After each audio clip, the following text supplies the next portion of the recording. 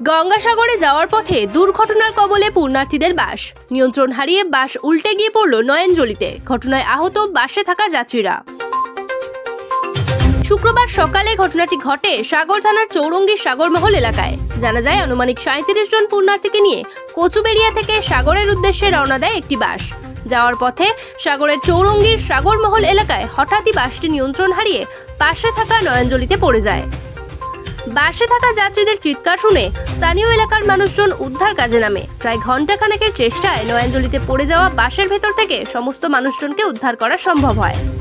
কিছুক্ষণের মধ্যে ঘটনাস্থলে আসে সাগর থানার পুলিশ। সাগর থানা ও এলাকার মানুষজনের সহযোগিতায় সমস্ত পুণ্যার্থীদেরকে উদ্ধার করে সাগরের গ্রামীণ হাসপাতালে পাঠানো হয়। পাশাপাশি দুর্ঘটনার কবলে পড়া ওই বাসটিকে জেসিবি দিয়ে উদ্ধারের কাজ চালায় সাগর থানার পুলিশ।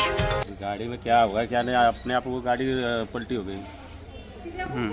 वो ड्राइवर चला रहा था, अभी वो भाग गया ड्राइवर गाड़ी लेके।